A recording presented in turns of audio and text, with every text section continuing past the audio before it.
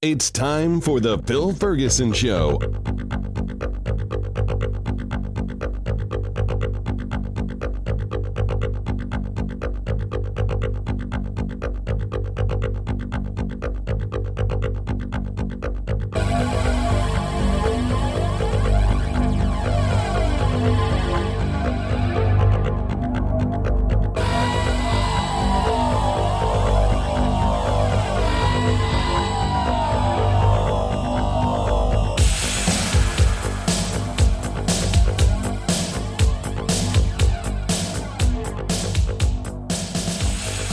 This is Phil Ferguson, and you are listening to The Phil Ferguson Show. This is show number 499, almost to 500. I really wish I had planned something special for the 500th show number 500, but I haven't. I don't even have all the content ready for show 500. I'm still working on, I think I'm going to have ready a segment on the value of rebalancing.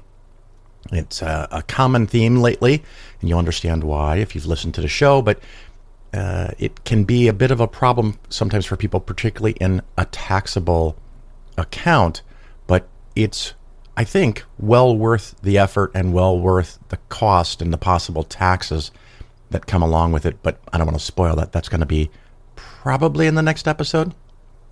In this episode, of course, our interview today is with the Apostate Sisters.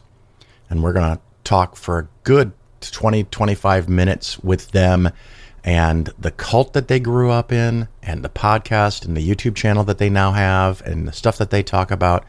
I think you're really going to enjoy that. Right after our little break here, I have a short segment on what does it cost as far as energy to drive an EV, because I keep bringing that up as a topic. Hopefully most of you enjoy it. Some people have found it to be too much. I'm sorry. This one's a short one though, but it goes over the actual cost to buy electricity versus the cost to buy gasoline. So some people might find that beneficial. After that segment, we're going to talk about the Federal Reserve, the Fed, what it does and doesn't do, and how it is their ability to control rates, interest rates, overnight lending rate.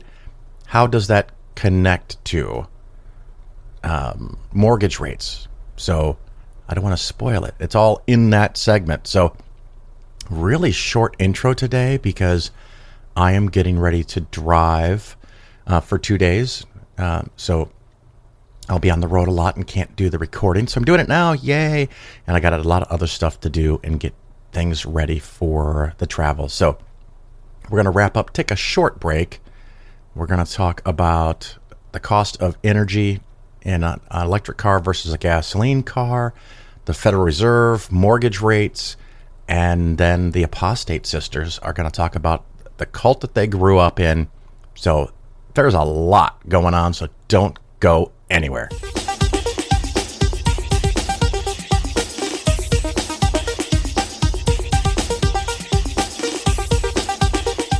My mum only lied to me about one thing. She said there was a God, and but that's because when you're a working class mum, Jesus is like an unpaid babysitter.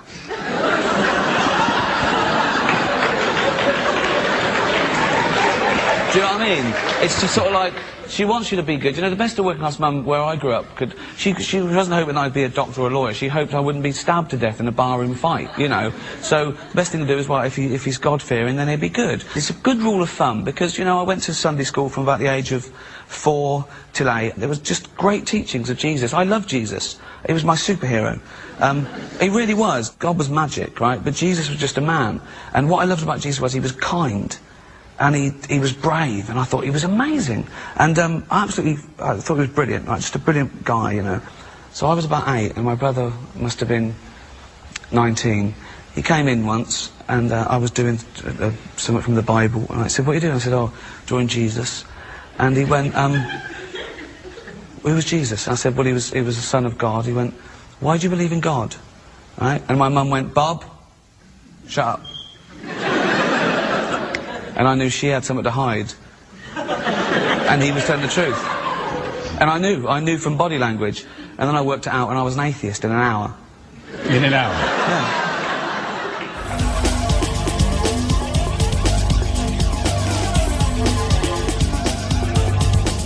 I have a segment here on what does it cost in electricity, and maybe even more importantly, in comparison to gasoline, to drive an electric car. So, I did some math here, and we're just going to go through it and see what we come up with. I'm going to base this on the gas car is slightly better than average gas car. The average miles per gallon, according to the U.S. Department of Energy, is about 24.5, 25. I'm going to assume a relatively efficient, but not maximally efficient, 30 miles per gallon. Of course, if I use something like a brand new base model Prius, which gets something like 55, 57 miles per gallon, very different numbers. But, I'm not comparing my car to a Prius. I don't think that's fair. And maybe I should use more of an average number because my car is an average size, average weight, well, heavier than average weight. But, it's got some luxury features. It's not an economy car. We can argue about what's the right way to do it, but here's just some thoughts on it. So in a gasoline car that gets 30 miles per gallon, I looked up as of today, at the moment I'm recording this, the average price of gasoline in the United States is $3.42. It might be $3 by you. It might be $5 by you. I got to pick a number you can adjust based on your local parameters. And so all I did, it's really easy, is I divided the price of a gallon of fuel by the number of miles that car can get to calculate the cost per mile in gasoline. And that worked out to $11.40, right? Not $11, 11 cents, 11.40 cents. So 11 cents per mile to drive a gasoline car today at those miles per gallon in that price.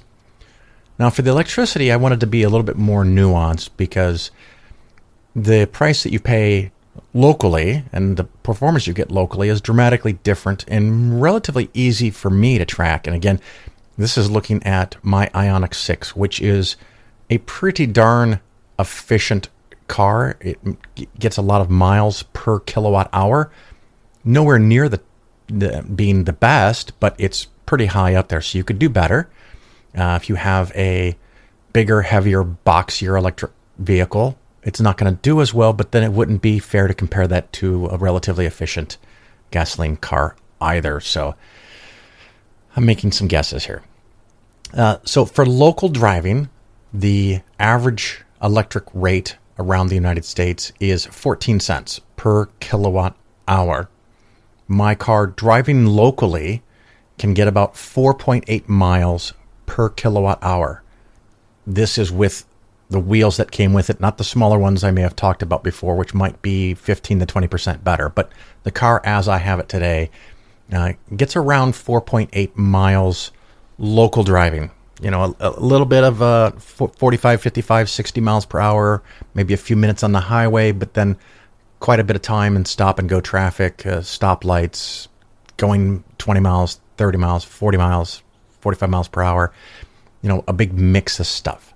And so, again, there we can take the average U.S. electrical price of 14 cents, divide that by 4.8 miles, and that works out to just about 3 cents per mile to drive the car. Of course, that's assuming you have a reasonably affordable and efficient way to charge at home, hence the 14 cents per kilowatt hour.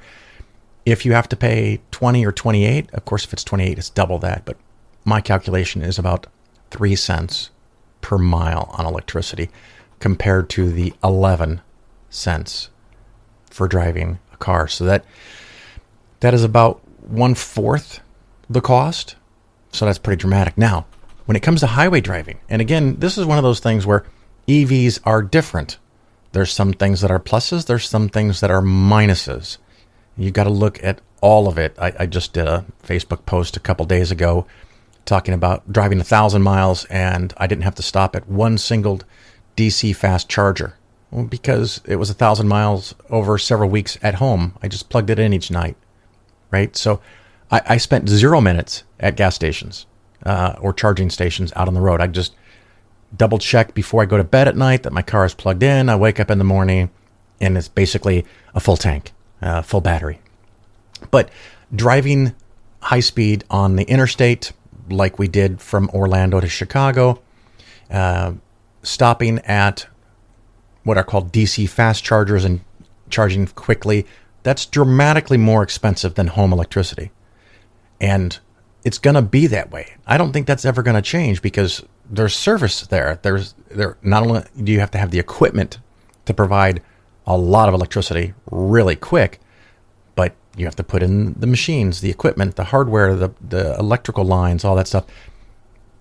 I'm also not going to even count the fact that for the first 2 years, if I go to Electrify America stations, and other car manufacturers might have a deal with ChargePoint or EVgo, where you can get the first 2 or 3 years of charging for free. So I'm just going to assume I have to pay for everything. I tried to find a national average. The best number I got was about 42 cents per kilowatt hour. And again, if you live in, Indiana, it's going to be cheaper than that. If you live in California, it's going to be more expensive than that. You can adjust the philosophy on your own. My car, probably at highway speeds, 65 to 75 miles an hour on average kind of thing. It gets about 3.5 miles per kilowatt hour. So dramatically less than the 4.8. And again, it's just a real simple math. If it's 42 cents per kilowatt hour and I can get 3.5 miles in a kilowatt hour, it costs me about 12 cents a mile to drive high speed in my electric car. That is compared to the 11.4 cents. So 12 cents for the electric, 11.4 for the relatively fuel efficient economy car. So in this case, a teeny bit higher, about the same. I mean, what is that, 4 or 5% higher in this calculation? And it depends on your car and the price of gas and the price of electricity. So I would say that highway driving is about the same cost, but maybe 4 or 5% higher, but maybe 10 or 15% lower, depending on the price of electricity and gas, assuming you have to pay for all of the electricity and that you're not being clever. I didn't even think about the fact that the first leg of any trip probably is going to be based on your home charging, but I don't want to make it too complicated. Then I'm calculating based on some information and data I've read over the years that for most people, 80% of driving is local and only 20% is really long trips. So I'm going to use 80-20 on that. And it might be that you only take really long trips a couple of times a year, or maybe really long trips, once a month. And it might only be 1 or 2 days a month, but it's 20% of the range because you're driving a long trip. So I took the average between those two numbers with those ratios, and it works out to 4.73. I'm going to call it 5 cents per mile in electricity. If electricity rates are double that, of course, it would be 10 cents. But 5 for my car based on the price I'm going to have to pay either in Chicago or Orlando. And again, I used average electrical costs. In Chicago area, I actually pay lower than average. In Florida, it's a few pennies higher than average per kilowatt hour. So we're going to call that 5 cents per mile. So driving the electric vehicle on total with home charging and the more expensive highway charging works out to about 5 cents a mile. Driving the gasoline vehicle in my calculation is 11.4 cents per mile. Now, if you extrapolate that over 200,000 miles, the electric car costs $9,500 in energy, and the gasoline car, make sure I got this number correct. It looks so big, but there it is, $22,800. So the difference over a theoretical lifespan of 200,000 miles, you're going to spend $13,000 less on energy than electric versus gas. So it's just a ballpark, something you could do. Of course, if you got a very efficient base model, brand new Prius, that was mid 50s miles per gallon, that savings might only be a couple of $1,000, not the $13,000. But I'm trying to compare apples to oranges. So when they make a very small, fuel efficient, light car about the size of a Prius, maybe I could do that comparison at some point in time. But comparing an average car to an average gas car to an average electric car, it's a savings of over $13,000 on energy costs. So that's some numbers. If you think there's a big flaw in there somewhere, go ahead and send me an email, phil@polarisfinancialplanning.com, or send me your calculations, or if you've got a good link that I could share where someone else has done those calculations. But just some numbers and costs on driving electric versus gas.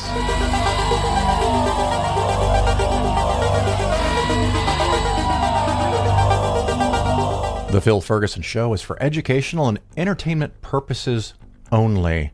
Nothing said on the show should be interpreted as personalized investment advice.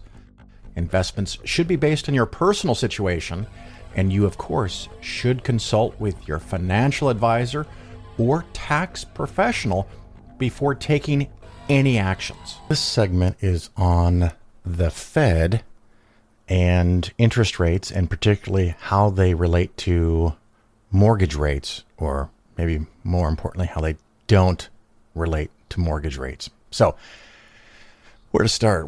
Okay, so the first thing I want to talk about is the yield curve.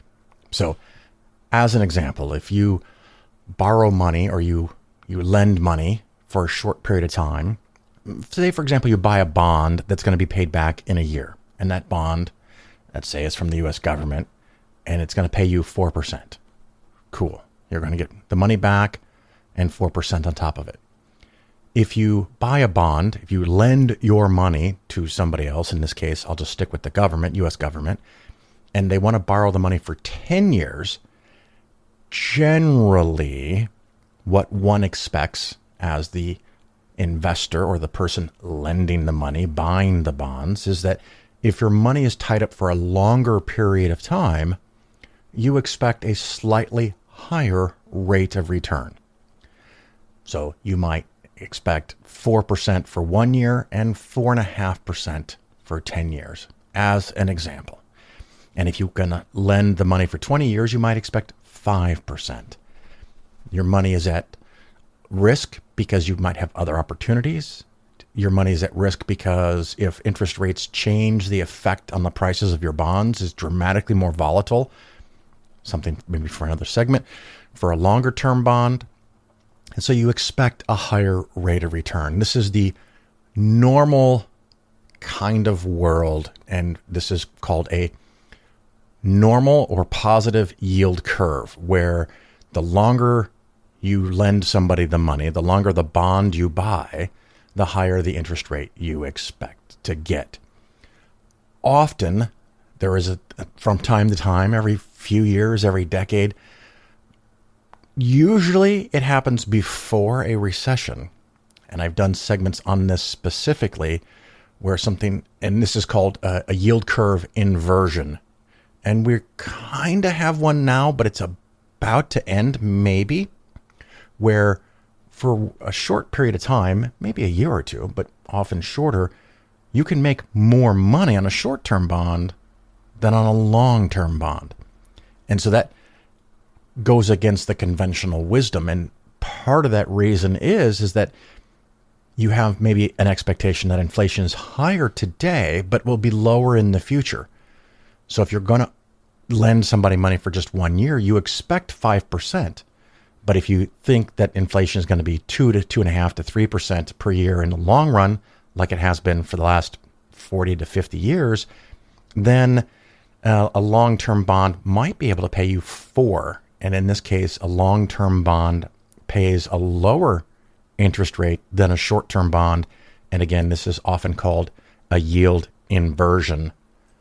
As I mentioned, often a yield inversion happens before, one could even say predicts, a recession. It has no value to you as an investor because when the yield inversion occurs, while there's like 18 out of the last 20 yield inversions preceded a recession, the recession may not start for 6 months, 12 months, 18 months, or even longer. And sometimes what happens is the stock market as a whole can go up 5, 10, 20, 30% or more before the recession becomes obvious and stocks go down. And so if you miss the 20% or 30% on the upside, maybe you avoid the 10% drop, but then when the market goes back to its normal behavior, its more frequent behavior of going up, you've actually missed out more upside than you've benefited by missing the downside. And sometimes the correction is 1%. Sometimes the correction is a lot. Sometimes the correction in the stock market is close to the yield inversion. Sometimes it's far away. It is strongly correlated, a yield inversion, with a recession, with a stock market decrease. But with no time parameters and no indications of how much it might go up and how little it might go down. So it's useless as a tool for your investing. So I just want to get some of those basics out of the way. What inspired this is I saw somewhere someone made a comment that they are expecting mortgage rates to go down in September because the rates are being cut. Okay. Mortgage rates in September may go down. They may be correlated to the rate cut that I think they were talking about, because they weren't using as many precise words as I would have liked in that explanation, but it ain't necessarily so. So let me back up another step. The Fed, the Federal Reserve, a quasi-governmental, but hopefully completely independent agency, body, controls a couple of different factors, a couple of different levers that can affect the economy. They have a dual mandate from Congress, which is to try to seek full employment, a low unemployment rate, and also a relatively low inflation rate. And sometimes it can be a big challenge to do both of those things at the same time. The Fed, the Federal Reserve, has also learned over decades and decades of doing this that the marketplace, the investors, the average people, the businesses don't like surprises.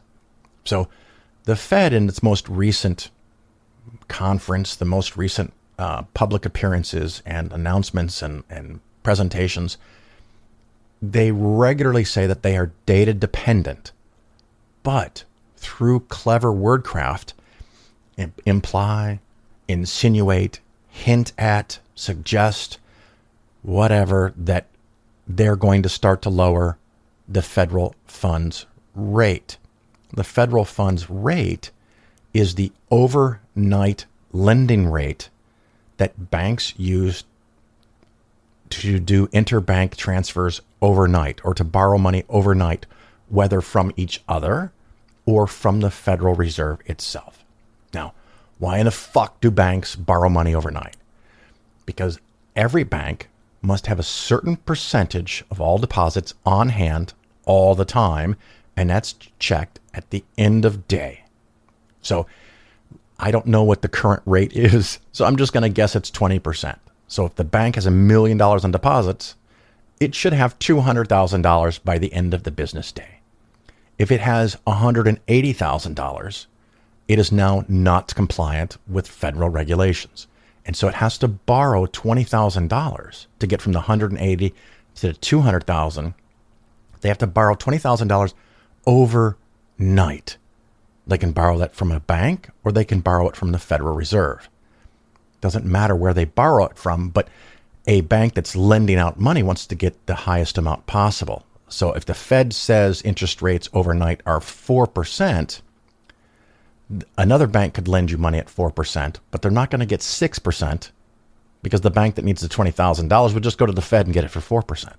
Now, keep in mind, 4% is an annual rate, and you're borrowing it overnight. You're borrowing it a day, let's just say. So the rate you're paying is 4% divided by something like 365 or 360. I don't know the exact methodology the Fed uses to calculate that amount, but you get the idea. And so the lower that interest rate is, the more able a bank is to loan money and come up short overnight so they can do business loans, consumer loans, individual loans, credit card loans, whatever it is that they want to loan money out, because it's cheaper for them to get money overnight. It doesn't impact their profitability as much as high interest rates. So when interest rates go up, it makes it harder for the bank to make a profit. It makes the bank more conservative in the loans that it gives out, and it may make them want to charge a higher rate for loans. Generally not mortgages, though. Mortgages are generally affected by the 10-year interest rates, the interest rates being paid on 10-year U.S. government bonds, treasuries, as we might call them. The rate for every other type of bond or every other type of interest rate other than the overnight rate is not actually set by the government at all. When you buy a 2-year bond or a 10-year bond or a 5 or 15 or a 20-year bond or even a 30-year bond, when the U.S. government issues those bonds, the United States government doesn't say, today the rate we're going to pay on these new bonds is X. It doesn't happen that way at all. What they do is they publish how many dollars in bonds they're going to issue for various different reasons, off topic for this discussion, but they publicly make known how much in dollars in bonds they're going to issue of each type of category, of each length of term, 2 years, 5 years, 10 years, 15 years, whatever. And then there's a handful of organizations that are allowed to bid on those bonds, maybe a couple handfuls, maybe 100 different organizations. But you as a public investor, no, you don't get to participate in this lottery, in this bidding process, not lottery, a bidding process. And so if countries or banks or whatever really want the U.S. government bonds, they think they're the best thing ever, they'll pay a price, they'll bid a price that's pretty close to what the bond will eventually pay. So a $10,000 bond will eventually pay back $10,000. So the question is, what price are you willing to pay for that? Will you pay $900? Will you pay $950? If you don't have other places to go, or you think that the stock market is overvalued, you might be willing to pay a pretty high price, and therefore you essentially get a lower return, a lower percentage, a lower yield. And that's what dictates what those interest rates are. If inflation is high, and it looks like it's going to stay high, someone buying a 5 or 10-year bond is going to demand a higher effective interest rate for themselves, and therefore they'll bid lower prices. And of course, the people with the highest bids win, but they make the least money. And they go down the list until all of the bonds are distributed and or sold. So if these financial institutions think that the economy is relatively stable and interest rates are going to be low and economic risks are going to be low and everyone's going to be able to pay back all of the bonds, and consumers will pay back all the banks, everything just looks really good, well, then I'm willing to take 1.5% or 2% interest on a longer term bond. I don't need 4 or 5% because I'm going to get it. So when a bank does a mortgage, they usually sell it. They might sell it to Fannie Mae, Freddie Mac. They might sell it to another bank or another financial institution. And those organizations are going to pay the bank that did the mortgage a certain amount of dollars, maybe $700, maybe $2,000. I don't know what the behind the scenes amount of money a financial institution or a bank gets for creating a mortgage, but they get that, and then they have to sell it, and they have to charge the customer a high enough rate that someone's willing to buy that mortgage from the bank that wrote the mortgage. And that, of course, depends on those organizations and what they think about the economic future. So when the Fed tells you or indicates or hints that it's going to start reducing rates and leads people to believe that that process is going to start in September of 2024, and it may not. I think odds are that it will.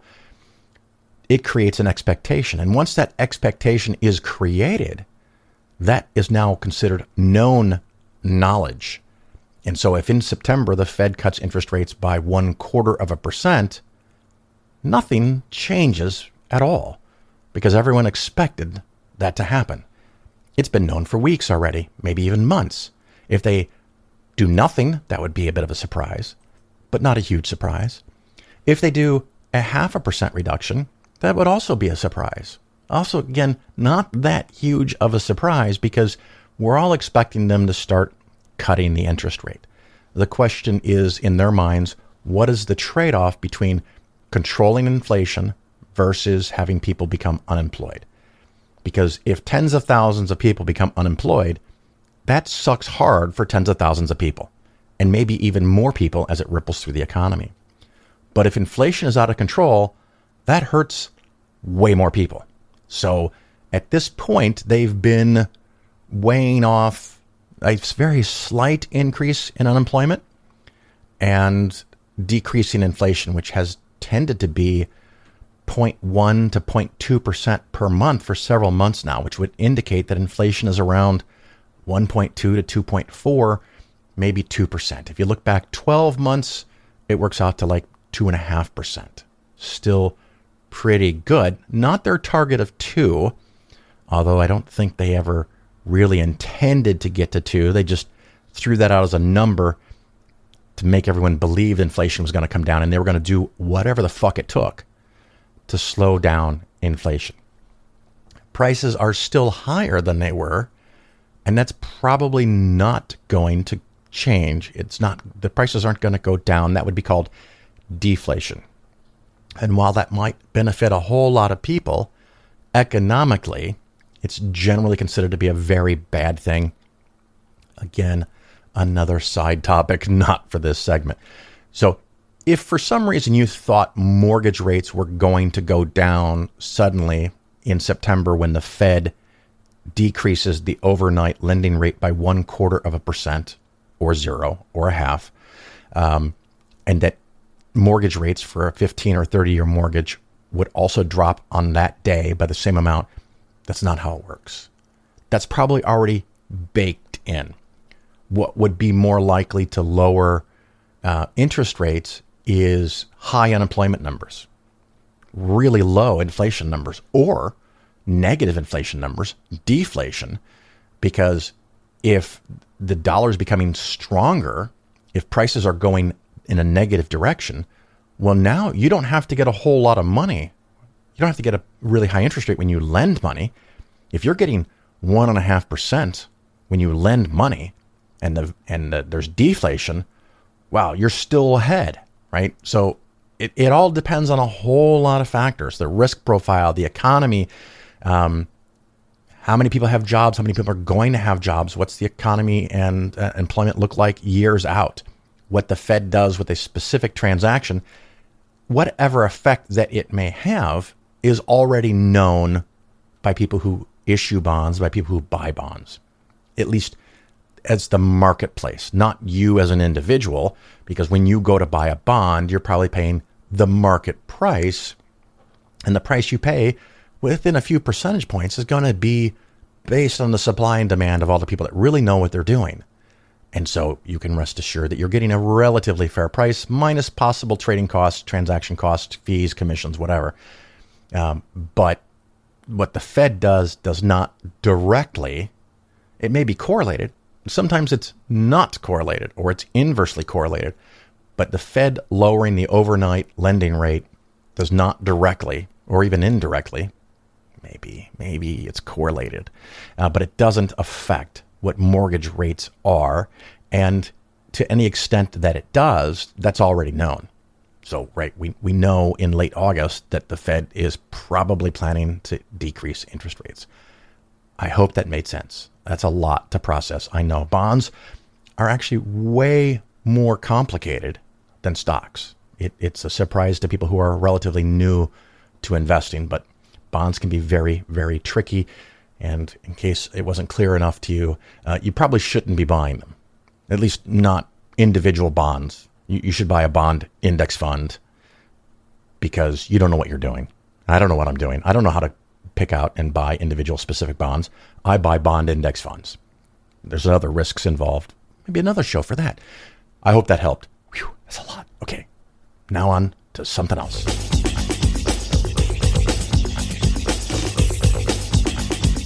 You're listening to The Bill Ferguson Show. The nun gets up in the morning and leaves and walks down the corridor.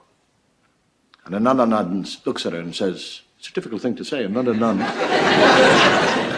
and says, you got out of the wrong side of the bed this morning.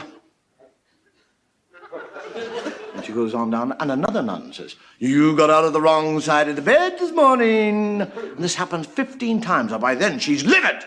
And she meets the Mother Superior. And the Mother Superior is just about to open her mouth, and the sister says, don't tell me that I got out of the wrong side of the bed this morning! And the Mother Superior said, I wasn't going to say that. I was just going to say, what are you doing with the bishop's shoes on? The Phil Ferguson Show is for educational and entertainment purposes only. Nothing said on the show should be interpreted as personalized investment advice. Investments should be based on your personal situation, and you, of course, should consult with your financial advisor or tax professional before taking any actions. All right, everybody, welcome back. And I have Patty and Nancy with me, and they are the Apostate Sisters and have this really cool YouTube channel that everyone should go check out. I think if you just Google YouTube Apostate Sisters, you're going to come right up, right?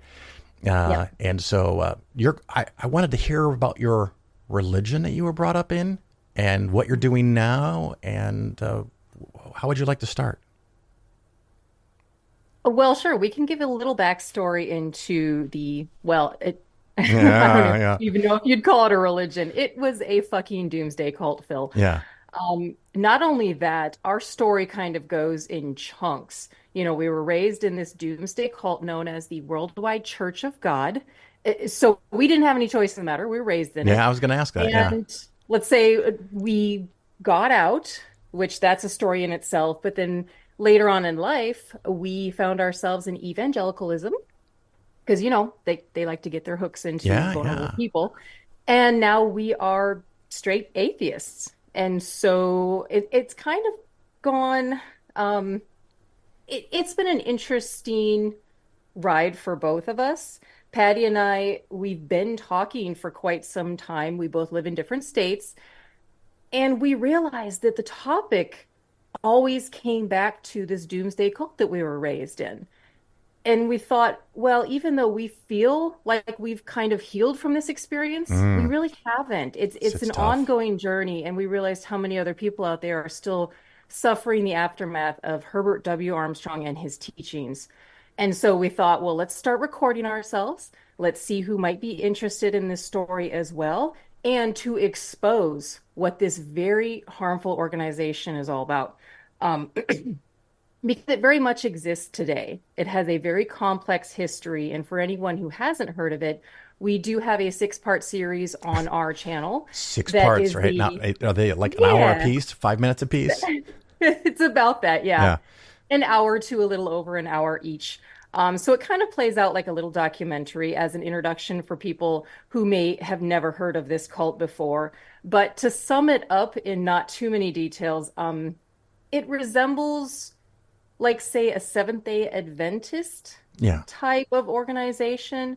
Things such as we weren't allowed to eat pork and shellfish. We had the high holy days, no national holidays. We couldn't celebrate those because they were known as pagan, and no birthdays. There was a very harmful divorce and remarriage program that split up a lot of families.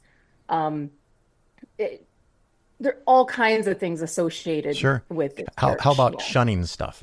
Do they do shunning? Oh, yeah. Okay. Patty? Yeah, so the rules of the church were rather strict in terms of behavioral, and it had a pretty strong surprise, white supremacist and obviously patriarchal origin behind the ideologies that Herbert W. Armstrong kind of brought into how he expected his followers to behave. Wow. So that, I was okay. going to say excellent, but not excellent. I, And you mentioned, I'm assuming your parents got into this and being children in the house, you didn't have a choice. You're just in this religion. What kind of stuff is still baggage for you? Is it politics? Is it sex? Is it what what what All the drives it? above. I'm gonna I know I'm gonna go ahead and say all of the above, Yeah. right? Because everything that you did or didn't do in the church was to save your own skin, right? Mhm. So as a kid, we're protecting ourselves from getting spankings, but also we're recognizing that we're going to get thrown in the lake of fire if we don't do these things right. So that was kind of the fear piece always hanging over our heads. And and I think it took a really long time to not only come out of that idea of I'm always being watched and what I do could have these eternal impacts, but it Mhm. even just took on the physical and the everyday. It took a while to be like, oh, I don't have to believe anything. I don't have to make my decisions in life based on these ideologies and out of fear of being kicked out or not good enough or not making it into heaven, right? It was a whole lot of coming out of that that we had to go through to even decide who we were for Right. ourselves. And Nancy will go into how she thinks I took more of the brunt of the indoctrination simply because I was the oldest child. And so from the time I was a baby, the stories were being told to me as my core beliefs, right? And so it's like um, if we were to build our entire infrastructure, our highway structure on top of these, kind of migratory paths that were laid down by these early beliefs, all of a sudden you're realizing you're having to dig way down to recognize that everything's built on this belief of a God. I'm curious. And so it does. It affects everything. It affects sex. It affects politics. It Right. affects friendships. It affects how I can move through the world in a career because we were additionally told we weren't going to grow up, right? And so it's the psychological pieces of it are so broad ranging. And we've discovered even more of that as we've connected with other WCG Worldwide Church of God folks out in the world who've heard our content on Apostate Sisters, both on Spotify and on YouTube. Of course. Yeah. And they're kind of coming out of the woodwork, as Nancy would say, and they've got stories to share too, and the harms are not small, Yeah. from the financial harm of having your parents think the world is ending and therefore they're not going to save for college for you, or they're not going to put away for their own retirement, let alone there be any kind of inheritance or helping getting their kids going, right? So these effects are huge on the lives of the people involved in the church. If I can Mhm. ask, and you don't have to answer if you don't want to, how are your parents? Are they still in? Are they still around? Yes. So going back to the very complex history of this particular church, um, the doctrine changed completely back in the mid 1990s. Okay, they went from being, essentially a doomsday cult into something that's more mainstream Christianity or evangelical. That's why a lot of these cult survivors still find themselves in some form of Christianity because it's the same sort of concept except with like a prettier coat, so to Yes, it's what speak. you know. Like Jesus loves you type of shit, you Yeah. know? And our parents didn't like the changes. A lot of these people who were so indoctrinated, like our parents, they went and either formed their own splinter churches or they went to someone else who was just as crazy as Herbert W. Armstrong was. So in the mid 90s, when, both of us were still in high school, Our father stopped going to Worldwide Church of God because the doctrine changed. And I would say they lost a good half of their members. Our father started listening to a man called Brother Stair of Overcomer Ministries in Walterboro, South Carolina. A, a registered pedophile, we'll just say that. I mean, Armstrong was known to be a pedophile as well, but that's a whole nother story. Our father legit moved the family away to live near this commune. Um, and there were four major rules that this man had to isolate his members. And correct me if I'm wrong about these, Pats, but there were four that included get rid of your television set, get out of the cities, get out of all other churches, and don't go to doctors. Is that correct, Pats? It was those four. Talk about fucking isolating your people. Yeah, So absolutely. our father moved away while I had a few months left of high school, and my big sister here, she's in college by this point, and she helped me, more or less escape that. So I was left to my own devices at 17, kind of moving around. Very horrible period of my life because I was shoved into this world that I was taught was evil. The Yeah. people in it are evil, and I needed people to tell me what to do because I was used to that, and it was hell for quite a few years. But then our parents, I don't know the exact logistics of this, but my father eventually said that Brother Stair was a false prophet and all this. This guy legit told our parents not to communicate with us because we were, what do they call us, Pats? The whores of Satan or something along those lines. Yeah, that's Maybe nice. apostates. Let's go with apostates. Let's go with apostates. But we didn't have good communication with them for a while. We're a little bit estranged with them now. They did eventually find their way back into one of the offshoots of Worldwide Church of God, because what happened was there's hundreds of splinter churches to the original Worldwide Church of God that still teach what Armstrong did.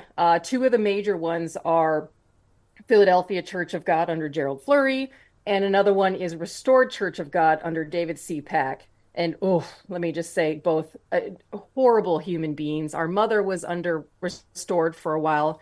She just got out of it and moved over Church of the Great God. They're all essentially the same. And there's so many that we can't even pinpoint Now, how many of these splinter Are churches. each of these run by a charismatic man that at some point takes over and says, I disagree, so I'm going to go start my own group because then I can keep the money for myself? Exactly, Phil. Exactly that. Yes. Wow. And you're right. It does seem like the sticking point that causes yet another splinter to happen is often the most minute of disagreements. Yeah. Yeah. Well, it's just like Yeah. when, Lutherans or Methodists kick around the idea of allowing gay people to get married or women to speak. These topics are so controversial that the church splits in half. And of course, all of them claim to have the one proper interpretation of the Bible. Of course. Of course. Yep. So one thing that Herbert W. Armstrong was very good at was managing that. He understood human nature. Got to give the man some credit for understanding how to hijack brains through control and advertising methods. But what he would do is he would have his ministers out across the country and honestly around the world too. And he had a whole system, a little bit like the Catholic Church, of rotating where those pastors were serving. Yeah. So every 3-4 years, you'd have a new pastor in your church. And it was very intentional because there was some leeway given to the pastors for their own interpretation of the many piles of words that were put out in Herbert's literature. And so one pastor might start getting his own ideas and start getting people kind of believing that. And so that's how Herbert stopped a good majority of all of those splinters while he was the man in charge, because he knew how to break those ties. He was very good. It reminded me of the Roman Empire when they would take over a new city. They'd provide services, and then they would take a generous portion of that population and move it all other places in the empire and move people from other parts of the empire into the area they just took over. And so even if you wanted to rise up and rebel, you really couldn't. You didn't know where to go to. You couldn't have, in this case, the one leader you've known for 8 years splits off and you just all go with him. because now you've got a new guy and you're like, well, I guess I'll just stay here. Clever, very clever. I will say that it would not surprise me whatsoever if studying the Roman Empire is exactly why Herbert Armstrong did that. He very much held the Roman Empire up as like, oh, did he? This was the pinnacle of men. Yeah, I'm sure other empires have done the same thing, but I just happen to know that one myself. To say he was charming is an understatement. I mean, Armstrong was an advertising man, Phil. He knew, he studied philosophy, he studied history, he studied these what he called great men. He wanted to be a great man, but he wasn't creative. He came up with nothing on his own, and that therefore he became a con man. He saw an opportunity, and I'm sorry, a lot of these men in particular, they'll take the Bible and roll with it because they realize that it's a way to control the masses. Because they can't come up with anything on their own. He was so good at what he did, and eventually he landed himself 2 private jets in this huge, Ambassador Auditorium in Pasadena, California, that's still around. The man just shat money.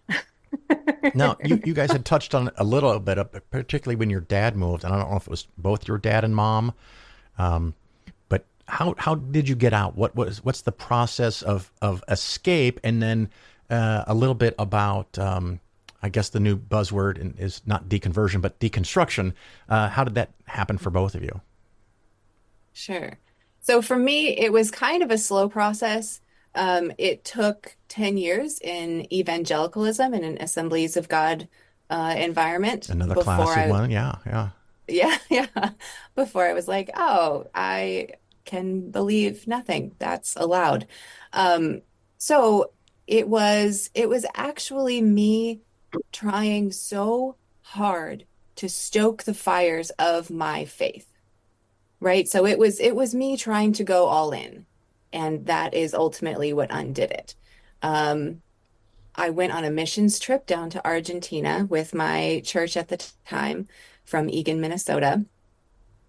And I was excited about it. I love the idea of going to other countries and learning about other cultures.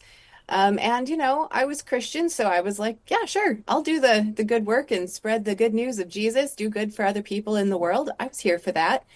Then I got down there. And we were simply doing construction work at a Christian college. So not bad, but okay. We're, helping people who are already Christians do more Christian-y things. I guess that's good, right? And then we went out for the night, excuse me, that I was looking forward to, which was preaching to street kids, helping the street kids. And so what that looked like, in great shock to me, was that they were invited into a building for the period of this sermon and food. They were treated to an hour-long sermon sitting around in this room, and then they were fed, and they were fed Uncrustables and Cheez-Its. And that struck me as not okay. Like, you're going to feed them crap, and you're only going to do that after you force them to listen to your bullshit. That riled me up pretty good. And mind you, this is in the context of there we are traveling in Argentina, and we're going out for steak and fritas and flan. Like, we're going out for the best that Argentina has to offer. And this is what God's kingdom is offering these street kids. Fuck all the way off. Yeah. But then you have to go back to church and like put on your smiley face of like all the good work God's doing in Argentina. Yeah, I was kind of over it at that point.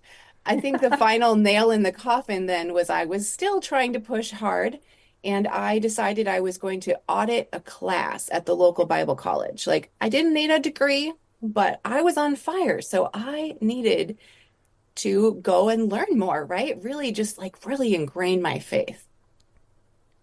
It was probably the second class when the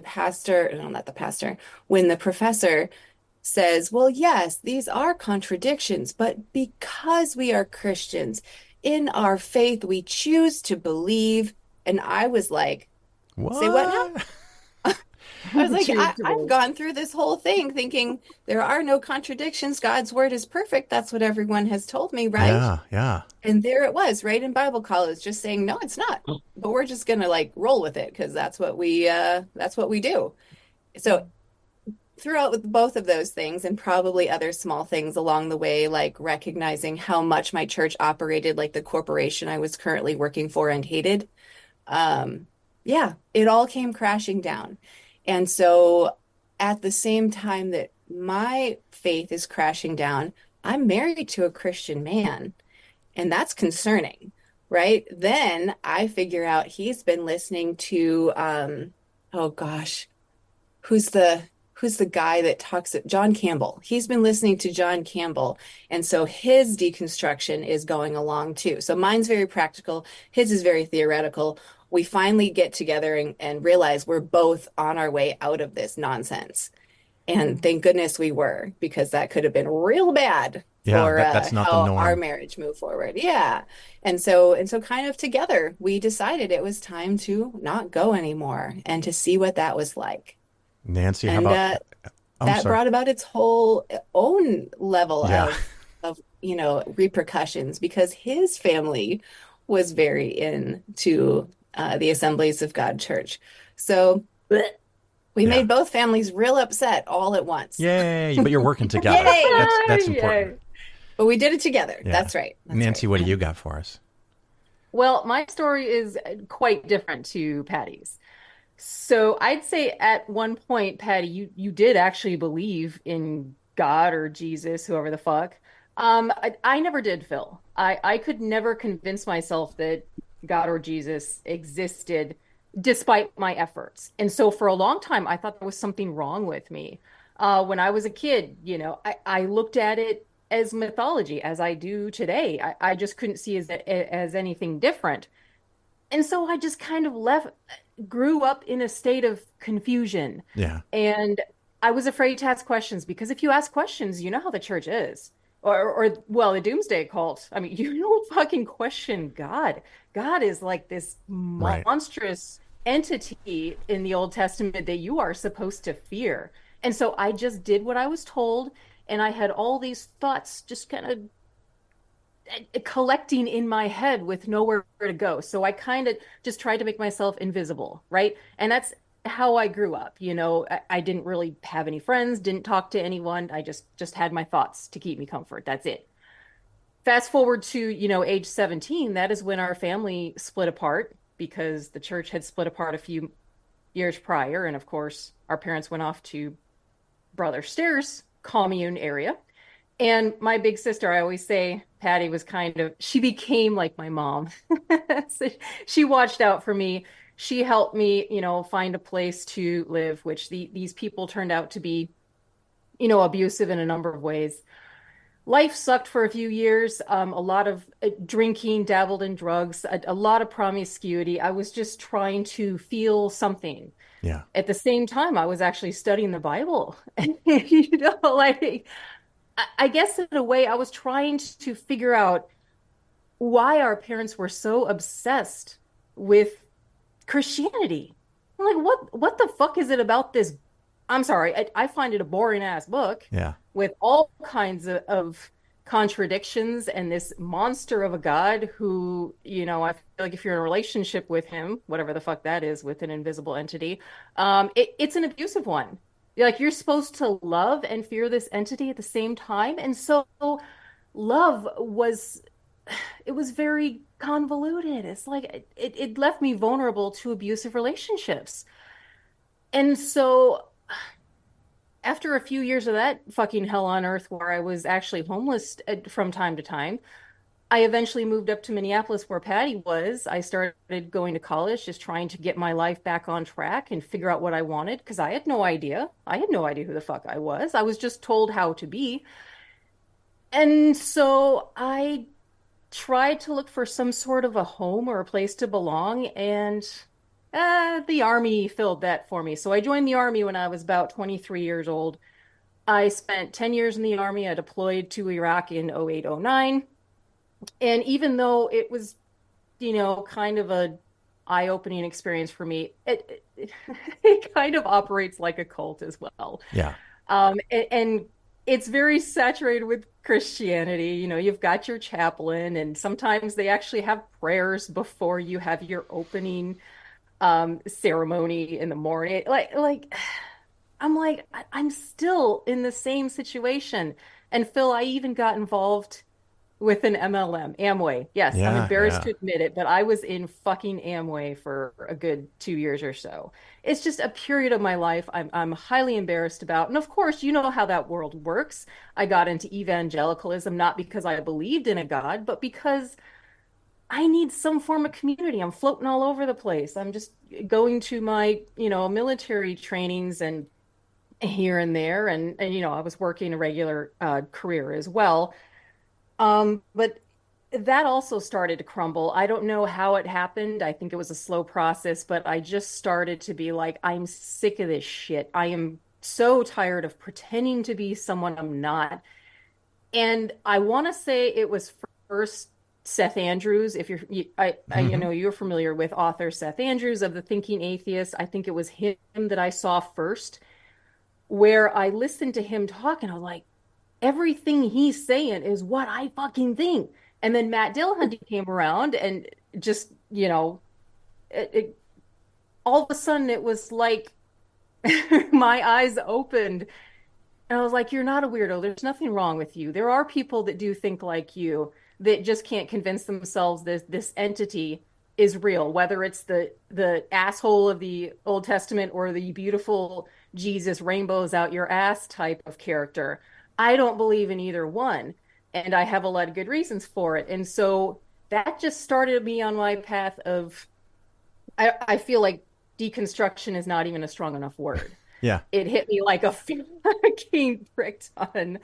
And now I'm the happiest I've ever been. I've never felt more free, realizing that there is not this entity out there to punish me with this, Yeah. Well, you accidentally punishment reward system. you segued right into what I was going to ask next. Both of you, and Nancy, you just answered. Okay. So Patty, are you happier now? Do you want to go back?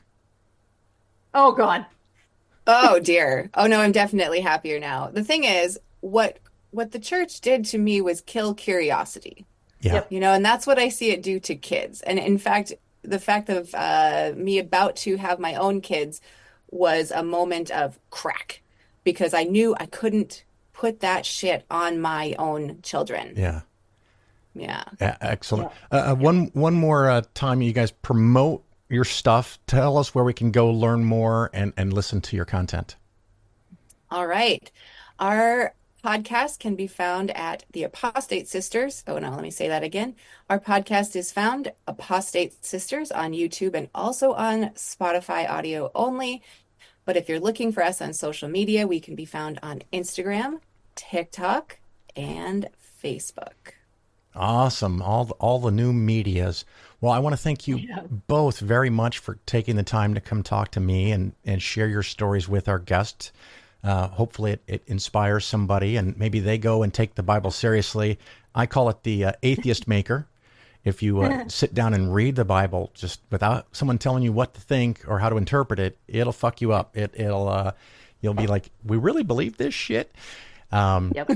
But once again, thank you so much for being on the Phil Ferguson Show. Thank you, Phil. so That was much, great. Phil, we appreciate Good to it. hang with you.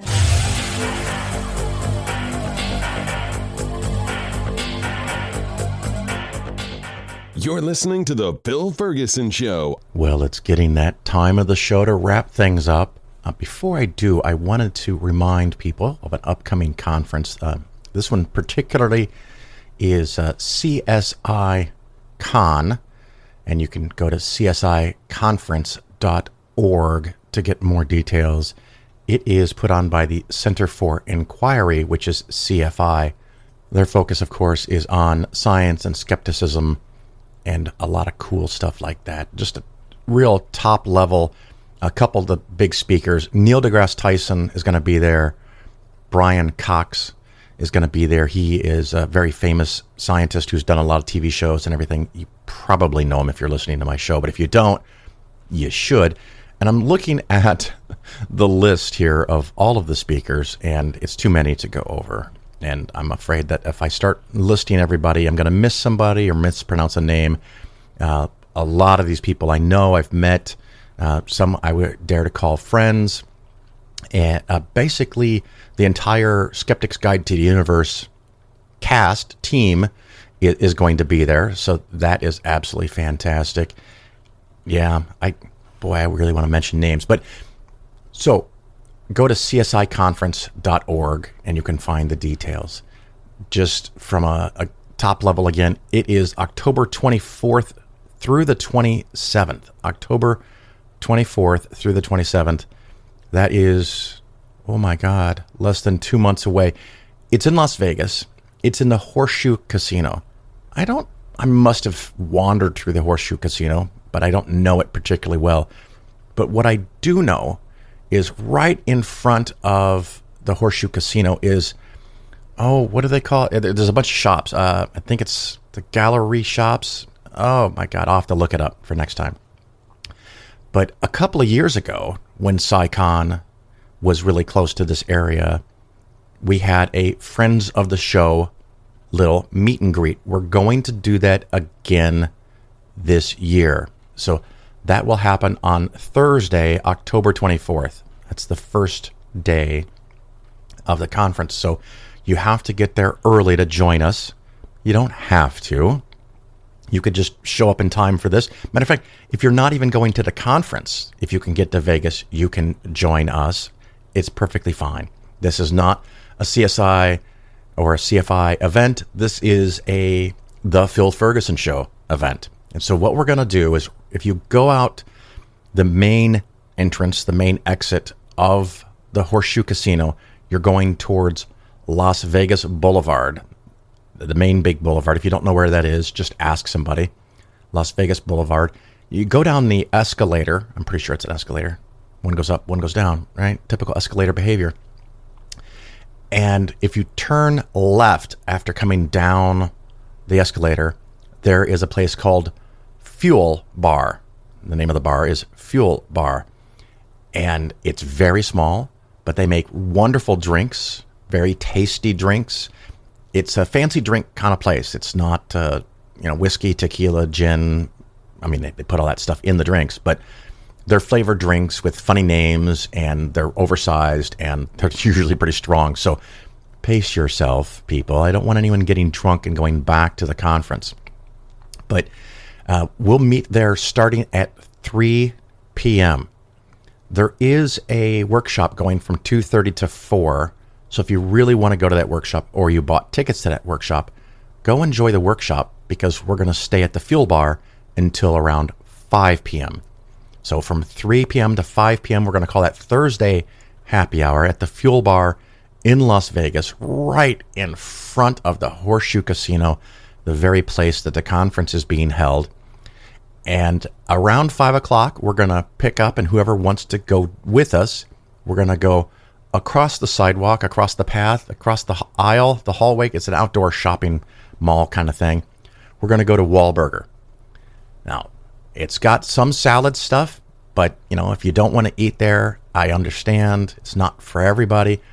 I think it's lovely, and you can get something simple, or you could just join us and maybe order a drink or get some tea or water, whatever it is that floats your boat, and you can join us. We'll start doing that at 5 p.m., and with a little luck, we will finish by 6:30, 6:45, and all we've got to do is walk out of there, pay your bill, of course.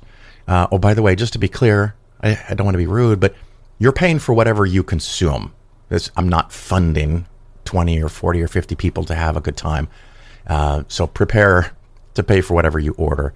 But we're going to walk out of Wahlburger and go up the escalator and go right to the opening reception, which is at 7 p.m. So we have from 3 until 7 kind of interrupting one workshop. And again, if you are in that workshop and paid for a ticket, and that workshop ends at 4, and you want to come join us at the Fuel Bar at 4, that's fantastic.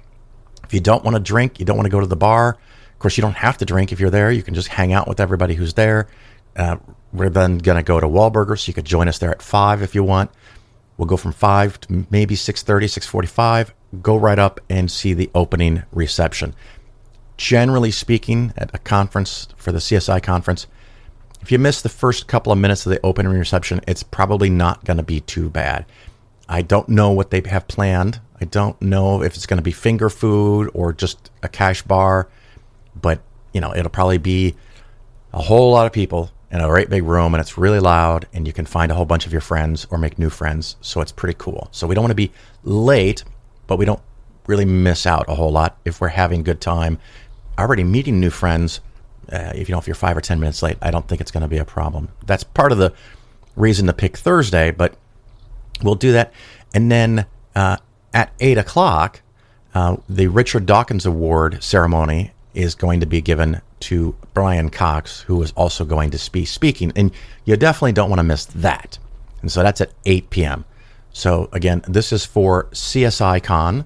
The website is csiconference.org. If you just type in CSI Convention 2024, I think you'll likely hit it. I know I do, but that may be because I've been there before. So Google is a weird, mysterious box. So I do suggest that you go to the conference. You're gonna enjoy it. You're gonna thank me later. If for whatever reason you can't swing the conference, but you're in the area, you may join the fans of the Phil Ferguson Show at the Fuel Bar in front of the Horseshoe Casino at 3 p.m. on Thursday, October 24th. So from 3 to 5 is happy hour. 5 o'clock to 6:30-ish is going to be, we'll break bread. Oh, maybe we can do one of those Last Supper photos just to piss off people, because that's the new thing in the Christian world, to be mad about stuff. Anyway, so think about that if you can make it October 24th. No, that's calendar year 2024, by the way, in case you're listening to this in 2025 and you missed it and you're sad. Maybe we'll do another one in the future. Other stuff, a lot of things going on, but the show is already plenty long enough. I don't want to bore you too much, so I'm just going to wrap it up with this. I do hope to see you at CSI Con. If you're there, please feel free to come up and say hello. I often end up just hanging out in hallways. Maybe I'll get a table. I don't know. I haven't done a lot of tabling as of late, but sometimes I get bored sitting in chairs for hours on end, and I just stand outside the hall and see who wants to talk. Anywho, thank you for listening. I hope to see you soon. And if you go to CSI Con, please feel free to say hello. Until I see you there, ciao.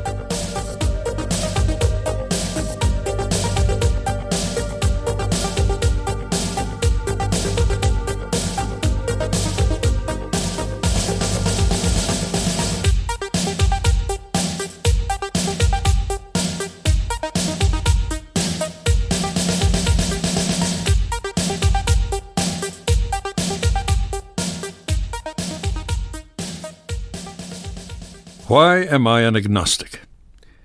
With thoughts beyond the reaches of our souls. The same rules or laws of probability must govern in religious questions as in others.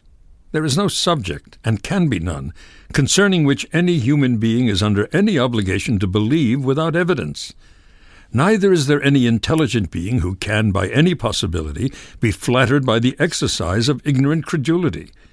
The man who without prejudice reads and understands the Old and New Testaments will cease to be an Orthodox Christian. The intelligent man who investigates the religion of any country without fear and without prejudice will not and cannot be a believer. Most people, after arriving at the conclusion that Jehovah is not God, that the Bible is not an inspired book, and that the Christian religion, like other religions, is the creation of man, usually say, there must be a supreme being, but Jehovah is not his name, and the Bible is not his word. There must be somewhere an overruling providence or power. This position is just as untenable as the other. He who cannot harmonize the cruelties of the Bible with the goodness of Jehovah cannot harmonize the cruelties of nature with the goodness and wisdom of a supposed deity. He will find it impossible to account for pestilence and famine, for earthquake and storm, for slavery, for the triumph of the strong over the weak, for the countless victories of injustice. He will find it impossible to account for martyrs, for the burning of the good, the noble, the loving, by the ignorant, the malicious, and the infamous. How can the deist satisfactorily account for the sufferings of women and children? In what way will he justify religious persecution, the flame and sword of religious hatred? Why did his God sit idly on his throne and allow his enemies to wet their swords in the blood of his friends?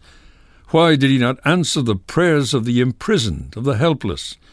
And when he heard the lash upon the naked back of the slave, why did he not also hear the prayer of the slave? And when children were sold from the breasts of their mothers, why was he deaf to the mother's cry? It seems to me that the man who knows the limitations of the mind, who gives the proper value to human testimony, is necessarily an agnostic. He gives up the hope of ascertaining first or final causes, of comprehending the supernatural, or of conceiving of an infinite personality. From out the words Creator, Preserver, and Providence, all meaning falls. The mind of man pursues the path of least resistance, and the conclusions arrived at by the individual depend upon the nature and structure of his mind, on his experience, on hereditary drifts and tendencies, and on the countless things that constitute the difference in minds. One man, finding himself in the midst of mysterious phenomena, comes to the conclusion that all is the result of design, that back of all things is an infinite personality, that is to say, an infinite man, and he accounts for all that is by simply saying that the universe was created and set in motion by this infinite personality, and that it is miraculously and supernaturally governed and preserved. This man sees with perfect clearness that matter could not create itself, and therefore he imagines a creator of matter. He is perfectly satisfied that there is a design in the world, and that consequently there must have been a designer. It does not occur to him that it is necessary to account for the existence of an infinite personality. He is perfectly certain that there can be no design without a designer, and he is equally certain that there can be a designer who is not designed. The absurdity becomes so great that it takes the place of a demonstration. He takes it for granted that matter was created, and that its creator was not. He assumes that a creator existed from eternity without cause, and created what is called matter out of nothing. Or, whereas there was nothing, this creator made the something that we call substance. Is it possible for the human mind to conceive of an infinite personality? Can it imagine a beginningless being, infinitely powerful and intelligent? If such a being existed, then there must have been an eternity during which nothing did exist except this being, because if the universe was created, there must have been a time when it was not, and back of that there must have been an eternity during which nothing but an infinite personality existed. Is it possible to imagine an infinite intelligence dwelling for an eternity in infinite nothing? How could such a being be intelligent? What was there to be intelligent about? There was but one thing to know, namely that there was nothing except this being. How could such a being be powerful? There was nothing to exercise force upon. There was nothing in the universe to suggest an idea. Relations could not exist, except the relation between infinite intelligence and infinite nothing. The next great difficulty is the act of creation. My mind is so that I cannot conceive of something being created out of nothing. Neither can I conceive of anything being created without a cause. Let me go one step further. It is just as difficult to imagine something being created with as without a cause. To postulate a cause does not in the least lessen the difficulty. In spite of all, this lever remains without a fulcrum. We cannot conceive of the destruction of substance. The stone can be crushed to powder, and the powder can be ground to such a fineness that the atoms can only be distinguished by the most powerful microscope, and we can then imagine these atoms being divided and subdivided again and again and again. But it is impossible for us to conceive of the annihilation of the least possible imaginable fragment of the least atom of which we can think. Consequently, the mind can imagine neither creation nor destruction. From this point, it is very easy to reach the generalization that the indestructible could not have been created. These questions, however, will be answered by each individual according to the structure of his mind, according to his experience, according to his habits of thought, and according to his intelligence or his ignorance, his prejudice or his genius. Probably a very large majority of mankind believe in the existence of supernatural beings, and a majority of what are known as the civilized nations in an infinite personality. In the realm of thought, majorities do not determine. Each brain is a kingdom. Each mind is a sovereign. The universality of a belief does not even tend to prove its truth. A large majority of mankind have believed in what is known as God, and an equally large majority have as implicitly believed in what is known as the devil. These beings have been inferred from phenomena. They were produced for the most part by ignorance, by fear, and by selfishness. Man in all ages has endeavored to account for the mysteries of life and death, of substance, of force, for the ebb and flow of things, for earth and star. The savage, dwelling in his cave, subsisting on roots and reptiles, or on beasts that could be slain with club and stone, surrounded by countless objects of terror, standing by rivers, so far as he knew, without source or end, by seas with but one shore, the prey of beasts mightier than himself, of diseases strange and fierce, trembling at the voice of thunder, blinded by the lightning, feeling the earth shake beneath him, seeing the sky lurid with the volcano's glare, fell prostrate and begged for the protection of the unknown. In the long night of savagery, in the midst of pestilence and famine, through the long and dreary winters, crouched in dens of darkness, the seeds of superstition were sown in the brain of man. The savage believed, and thoroughly believed, that everything happened in reference to him, that he by his actions could excite the anger, or by his worship placate the wrath of the unseen. He resorted to flattery and prayer. To the best of his ability he put in stone, or rudely carved in wood, his idea of this god. For this idol he built a hut, a hovel, and at last a cathedral. Before these images he bowed, and at these shrines whereon he lavished his wealth, he sought protection for himself and for the ones he loved. The few took advantage of the ignorant many. They pretended to have received messages from the unknown. They stood between the helpless multitude and the gods. They were the carriers of flags of truce. At the court of heaven they presented the cause of man, and upon the labor of the deceived they lived. The Christian of today wonders at the savage who bowed before his idol, and yet it must be confessed that the God of stone answered prayer and protected his worshippers precisely as the Christian's God answers prayer and protects his worshippers today. My mind is so that it is forced to the conclusion that substance is eternal, that the universe was without beginning and will be without end, that it is the one eternal existence, that relations are transient and evanescent, that organisms are produced and vanish, that forms change, but that the substance of things is from eternity to eternity. It may be that planets are born and die, that constellations will fade from the infinite spaces, that countless suns will be quenched, but the substance will remain. The questions of origin and destiny seem to be beyond the powers of the human mind. Heredity is on the side of superstition. All our ignorance pleads for the old. In most men there is a feeling that their ancestors were exceedingly good and brave and wise, and that in all things pertaining to religion their conclusions should be followed. They believe that their fathers and mothers were of the best, and that that which satisfied them should satisfy their children. With a feeling of reverence, they say that the religion of their mother is good enough and pure enough and reasonable enough for them. In this way, the love of parents and the reverence for ancestors have unconsciously bribed the reason and put out or rendered exceedingly dim the eyes of the mind.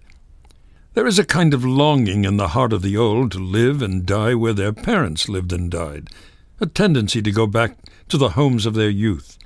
Around the old oak of manhood grow and cling these vines.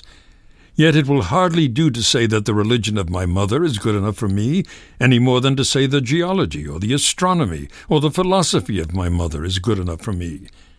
Every human being is entitled to the best he can obtain, and if there has been the slightest improvement on the religion of the mother, the son is entitled to that improvement, and he should not deprive himself of that advantage by the mistaken idea that he owes it to his mother to perpetuate, in a reverential way, her ignorant mistakes. If we are to follow the religion of our fathers and mothers should have followed the religion of theirs. Had this been done, there could have been no improvement in the world of thought. The first religion would have been the last, and the child would have died as ignorant as the mother. Progress would have been impossible, and on the graves of ancestors would have been sacrificed the intelligence of mankind. We know, too, that there has been the religion of the tribe, of the community, and of the nation, and that there has been a feeling that it was the duty of every member of the tribe or community and of every citizen of the nation to insist upon it that the religion of that tribe, of that community, of that nation was better than that of any other. We know that all the prejudices against other religions and all the egotism of nation and tribe were in favor of the local superstition. Each citizen was patriotic enough to denounce the religions of other nations and to stand firmly by his own. And there is this peculiarity about man. He can see the absurdities of other religions while blinded to those of his own. The Christian can see clearly enough that Muhammad was an impostor. He is sure of it, because the people of Mecca, who were acquainted with him, declared that he was no prophet. And this declaration is received by Christians as a demonstration that Muhammad was not inspired. Yet these same Christians admit that the people of Jerusalem who were acquainted with Christ rejected him, and this rejection they take as proof positive that Christ was the Son of God. The average man adopts the religion of his country, or rather the religion of his country adopts him. He is dominated by the egotism of race, the arrogance of nation, and the prejudice called patriotism. He does not reason, he feels. He does not investigate, he believes. To him the religions of other nations are absurd and infamous, and their gods monsters of ignorance and cruelty. In every country this average man is taught first that there is a supreme being, second, that he has made known his will, third, that he will reward the true believer, fourth, that he will punish the unbeliever, the scoffer, and the blasphemer, fifth, that certain ceremonies are pleasing to this God, sixth, that he has established a church, and seventh, that priests are his representatives on earth. And the average man has no difficulty in determining that the God of his nation is the true God, that the will of this true God is contained in the sacred scriptures of his nation, that he is one of the true believers, and that the people of other nations, that is, believing other religions, are scoffers, that the only true church is the one to which he belongs, and that the priests of his country are the only ones who have had, or ever will have, the slightest influence with this true God. All these absurdities to the average man seem self-evident propositions, and so he holds all other creeds in scorn, and congratulates himself that he is a favorite of the one true God. If the average Christian had been born in Turkey, he would have been a Mohammedan, and if the average Mohammedan had been born in New England and educated at Andover, he would have regarded the damnation of the heathen as the tidings of great joy. Nations have eccentricities, peculiarities, and hallucinations, and these find expression in their laws, customs, ceremonies, morals, and religions. And these are in great part determined by soil, climate, and the countless circumstances that mold and dominate the lives and habits of insects, individuals, and nations. The average man believes implicitly in the religion of his country because he knows nothing of any other and has no desire to know. It fits him because he has been deformed to fit it, and he regards this fact of fit as an evidence of its inspired truth. Has a man the right to examine, to investigate the religion of his own country, the religion of his father and mother? Christians admit that the citizens of all countries not Christian have not only this right, but that it is their solemn duty. Thousands of missionaries are sent to heathen countries to persuade the believers in other religions not only to examine their superstitions, but to renounce them, and to adopt those of the missionaries. It is the duty of a heathen to disregard the religion of his country, and to hold in contempt the creed of his father and of his mother. If the citizens of heathen nations have the right to examine the foundations of their religion, it would seem that the citizens of Christian nations have the same right. Christians, however, go further than this. They say to the heathen, "You must examine your religion, and not only so, but you must reject it. And unless you do reject it, and in addition to such rejection adopt ours, you will be eternally damned." Then these same Christians say to the inhabitants of a Christian country, "You must not examine, you must not investigate, but whether you examine or not, you must believe, or you will be eternally damned." If there be one true religion, how is it possible to ascertain which of all the religions the true one is? there is but one way. We must impartially examine the claims of all. The right to examine involves the necessity to accept or reject. Understand me, not the right to accept or reject, but the necessity. From this conclusion there is no possible escape. If then we have the right to examine, we have the right to tell the conclusion reached. Christians have examined other religions somewhat, and they've expressed their opinion with the utmost freedom. That is to say, they have denounced them all as false and fraudulent, have called their gods idols and myths, and their priests impostors. The Christian does not deem it worthwhile to read the Koran. Probably not one Christian in 1,000 ever saw a copy of that book. And yet all Christians are perfectly satisfied that the Koran is the work of an impostor. No Presbyterian thinks it is worth his while to examine the religious systems of India. He knows that the Brahmins are mistaken, and that all their miracles are falsehoods. No Methodist cares to read the life of Buddha, and no Baptist will waste his time studying the ethics of Confucius. Christians of every sort and kind take it for granted that there is only one true religion, and that all except Christianity are absolutely without foundation. The Christian world believes that all the prayers of India are unanswered, that all the sacrifices upon the countless altars of Egypt, of Greece, and of Rome were without effect. They believe that all these mighty nations worship their gods in vain, that their priests were deceivers or deceived, that their ceremonies were wicked or meaningless, that their temples were built by ignorance and fraud, and that no God heard their songs of praise, their cries of despair, their words of thankfulness, that on account of their religion no pestilence was stayed, that the earthquake and volcano, the flood and storm went on their ways of death, while the real God looked on and laughed at their calamities and mocked at their fears.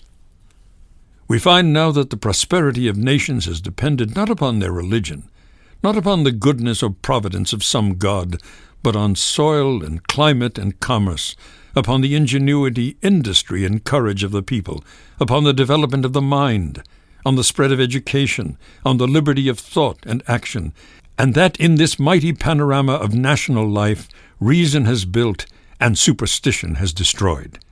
Being satisfied that all believe precisely as they must, and that religions have been naturally produced, I have neither praise nor blame for any man. Good men have had bad creeds, and bad men have had good ones. Some of the noblest of the human race have fought and died for the wrong. The brain of man has been the trusting place of contradictions. Passion often masters reason, and the state of man, like to a little kingdom, suffers then the nature of an insurrection. In the discussion of theological or religious questions, we have almost passed the personal phase, and we are now weighing arguments instead of exchanging epithets and curses. They who really seek for truth must be the best of friends. Each knows that his desire can never take the place of fact, and that, next to finding truth, the greatest honor must be won in honest search. We see that many ships are driven in many ways by the same wind. So men, reading the same book, write many creeds and lay out many roads to heaven. To the best of my ability, I have examined the religions of many countries and the creeds of many sects. They are much alike, and the testimony by which they are substantiated is of such a character that to those who believe is promised an eternal reward. In all the sacred books there are some truths, some rays of light, some words of love and hope. The face of savagery is sometimes softened by a smile. The human triumphs and the heart breaks into song. But in these books are also found the words of fear and hate, and from their pages crawl serpents that coil and hiss in all the paths of men. For my part, I prefer the books that inspiration has not claimed. Such is the nature of my brain that Shakespeare gives me greater joy than all the prophets of the ancient world.